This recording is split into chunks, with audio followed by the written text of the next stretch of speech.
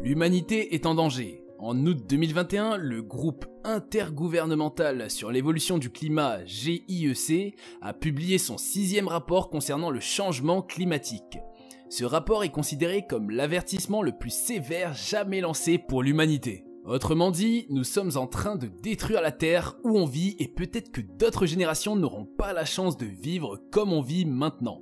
Dans cette vidéo, on ne vous demande ni de liker, ni de s'abonner, mais de partager ces informations. Chacun d'entre nous doit agir pour faire face à ce que la Terre subit aujourd'hui. Selon le groupe intergouvernemental sur l'évolution du climat, les émissions de gaz à effet de serre dues aux activités humaines ont provoqué une augmentation moyenne de la température mondiale de 1,1 degré Celsius.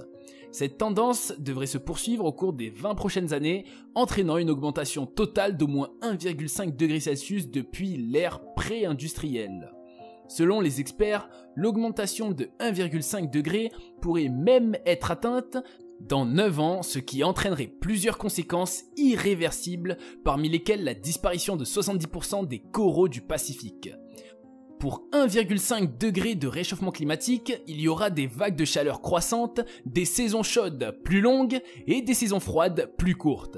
D'ailleurs, est-ce que vous n'avez pas remarqué que les saisons chaudes ces dernières années sont de plus en plus sévères ?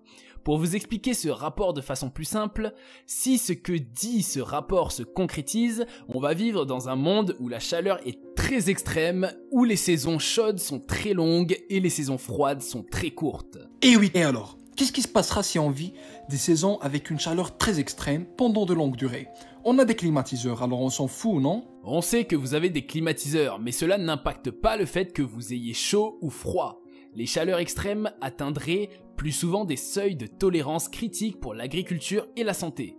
Du trop froid au trop chaud, l'agriculture sera perturbée par le climat, ce qu'on mange ne sera plus à 100% naturel, et cela impactera la vie de plusieurs personnes. Un coup il fait froid trop longtemps, un coup très chaud. Tantôt les céréales poussent, tantôt plus. Il faut savoir aussi que plusieurs fruits et légumes ont besoin d'un climat précis pour pouvoir pousser. Eh bien, si vous avez des climatiseurs, sachez qu'il y a des bêtes qui n'arriveront pas à vivre dans un climat sévère. Prenons juste l'exemple des vaches. Les vaches n'ont pas peur du froid, si elles sont sèches. Par contre, à partir de 22 degrés, elles commencent à souffrir. Le climat sévère peut causer l'extinction de plusieurs espèces. Les espèces endémiques qui vivent uniquement dans un territoire donné seront les plus touchées. Les léopards des neiges dans l'Himalaya, les marsouins du golfe de Californie, les lémuriens de Madagascar ou les éléphants de forêt d'Afrique risquent de disparaître si l'humanité ne réduit pas ses émissions de gaz à effet de serre. Selon Géo, au total, plus de 90% des espèces endémiques terrestres et 95% des espèces marines seront affectées par le réchauffement climatique, indiquent les chercheurs. Sous les tropiques, les 2/3 des espèces pourraient disparaître. 2/3 des espèces pourraient disparaître au futur à cause du changement climatique, soit 67% des espèces n'existeront plus jamais au futur. Est-ce que c'est la fin du monde ? Est-ce le début de l'enfer? D'ailleurs, vous n'avez pas remarqué que ces derniers temps, les forêts brûlent de plus en plus? En 2020 et 2021, il y a eu plusieurs incendies à cause de la chaleur. Grèce, Algérie, Sibérie, Amazonie, Australie. Et quelle est la majeure cause de ces incendies à vos avis? C'est bien évidemment la chaleur. Cause. Plusieurs hypothèses et avis concernant les facteurs à l'origine des incendies ont été mis en cause ou touchent l'opinion publique. Chaleur record, sécheresse record, foudre, le dipôle positif de l'océan Indien, incendie criminel présumé, accident. En Antarctique, en principe, il fait froid. Très froid même. Au cœur du continent, la moyenne annuelle de température est de l'ordre de moins 57 degrés. Mais depuis le début du mois de février, 2 records sont tombés. Du côté de l'Antarctique argentine, d'abord où plus de 18 degrés ont été relevés ce 6 février. Puis du côté de l'île Seymour, Brésil, où les 20 degrés ont été dépassés une semaine plus tard. Aujourd'hui, la NASA révèle des images qui montrent l'impact direct de ces températures exceptionnelles sur la fonte des glaces. L'Antarctique a enregistré en février un record de température de plus de 20,75 degrés, franchissant pour la première fois la barre des 20 degrés. Sur son compte Instagram, le photographe Franz Lanting constate les températures les plus chaudes jamais enregistrées sur l'île Seymour et se désole. J'ai ressenti cette chaleur moi-même parce que j'étais au travail dans une colonie de manchots adélie non loin de la péninsule antarctique où des poussins se tenaient, crottés dans la boue. À mesure que les températures augmentent, la neige et la glace cèdent la place à la pluie et à la boue, et les poussins perdent leur isolation lorsque leur duvet est encrassé. Les manchots adélie ont du mal à faire face aux nouvelles réalités causées par le chaos climatique.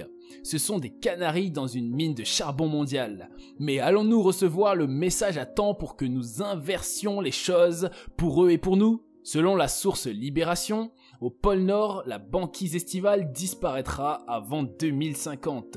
Une vaste étude internationale prévoit que la banquise en Arctique va continuer de fondre jusqu'à disparaître totalement l'été, d'ici quelques années. La disparition sera annuelle dans le pire des cas, et seulement occasionnelle si des politiques ambitieuses sont menées pour minimiser le réchauffement. Il faut vraiment qu'on agisse au plus vite possible. D'accord, il faut agir. Mais qu'est-ce qui se passera si un jour l'Antarctique disparaisse? C'est loin de nos maisons, non? Bonne question.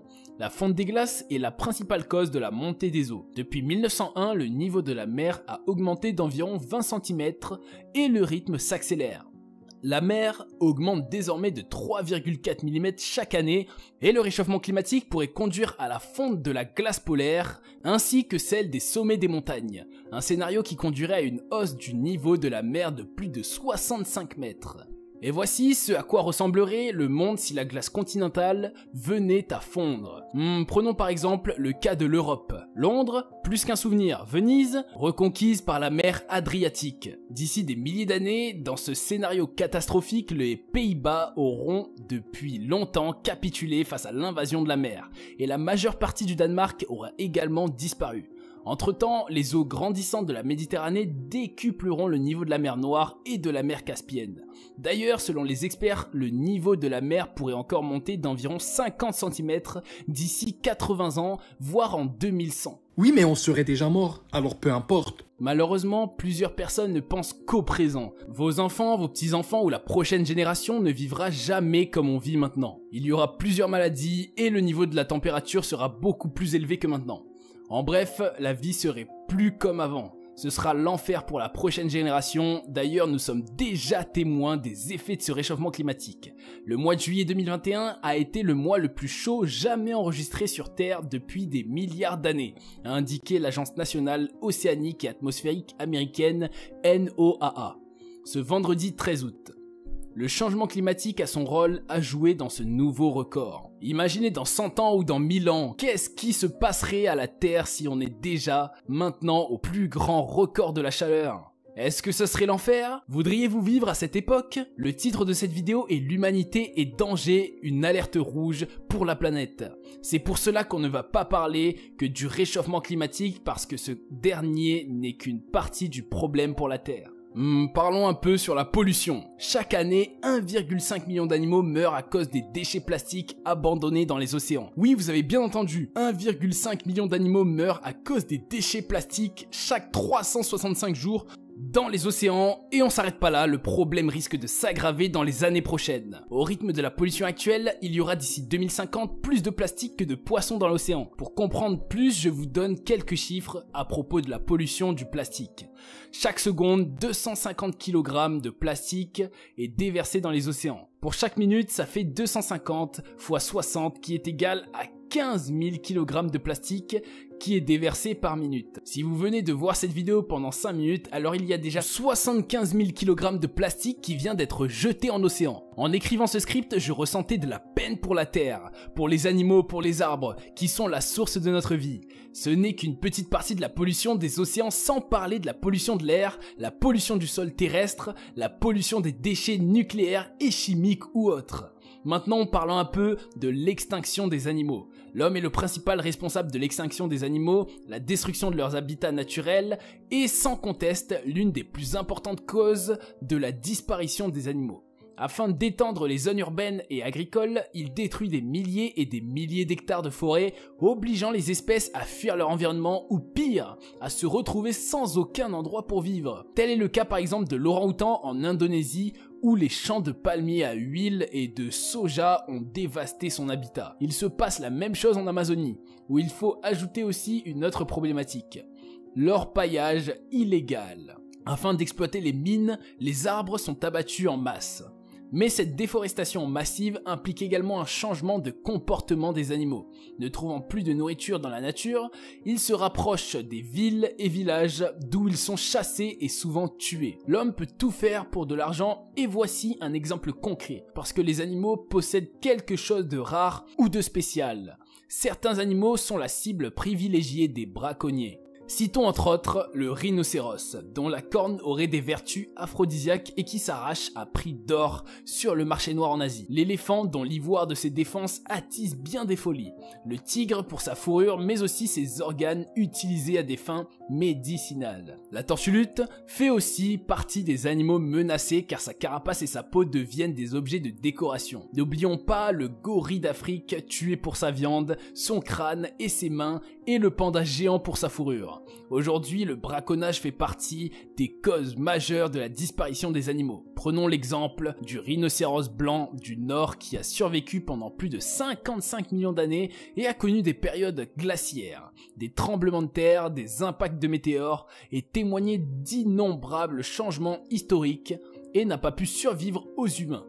La grande bête est maintenant fonctionnellement éteinte à cause des braconniers. Il n'en reste en effet plus que 2 femelles dans une réserve au Kenya. D'ailleurs, il faut savoir que les humains ont causé 322 extinctions d'animaux au cours de 500 dernières années.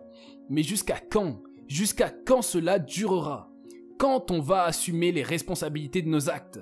Je pense que le temps est venu donc de changer notre comportement et de contribuer à la pérennité de notre planète et de celle de nos enfants. Allez, merci beaucoup et à bientôt.